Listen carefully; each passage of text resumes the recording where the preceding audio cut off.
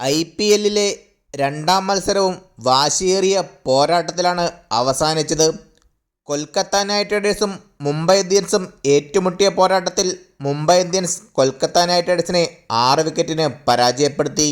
Toss നേടിയ Mumbai Indians bowling തിരഞ്ഞെടുക്കുകയായിരുന്നു. Toss നഷ്ടമായി ബാറ്റിങ്ങിനിറങ്ങിയ Kolkata night Riders നിശ്ചിത 20 ഓവറിൽ 4 വിക്കറ്റ് നഷ്ടത്തിൽ 220 റൺസ് സ്കോർ ചെയ്യുകയായിരുന്നു. നൈറ്റ് റൈഡേഴ്സിന് വേണ്ടി അജിങ്ക്യ രഹാന 40 പന്തുകളിൽ നിന്ന് 67 റൺസും ഫിൻ അലൻ 17 പന്തുകളിൽ നിന്ന് 37 റൺസും കാമറൂൺ ഗ്രീൻ 10 പന്തുകളിൽ നിന്ന് 18 റൺസും രഘുവൻഷി 29 പന്തുകളിൽ നിന്ന് 51 റൺസും റിങ്കു സിംഗ് 21 പന്തുകളിൽ നിന്ന് 33 റൺസും സ്കോർ ചെയ്തു. മുംബൈ ഇന്ത്യൻസിനു വേണ്ടി ബോളിംഗിൽ ഷാർദുൽ താക്കൂർ 3 വിക്കറ്റും ഹർദിക് പാണ്ഡ്യ 1 വിക്കറ്റ് സ്വന്തമാക്കി.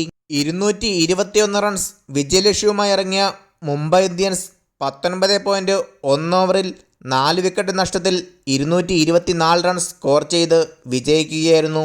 മുംബൈ ഇന്ത്യൻസിനു വേണ്ടി റിക്കൾട്ടൺ 43 പന്തുകളിൽ നിന്ന് 81 റൺസും രോഹിത് ശർമ്മ 38 പന്തുകളിൽ നിന്ന് 78 റൺസും സൂര്യകുമാർ യാദവ് 8 പന്തുകളിൽ നിന്ന് 16 റൺസും തിലക് വർമ്മ 14 പന്തുകളിൽ നിന്ന് 20 റൺസും ഹർദിക് പാണ്ഡ്യ 11 പന്തുകളിൽ നിന്ന് 18 റൺസും സ്കോർ ചെയ്തു.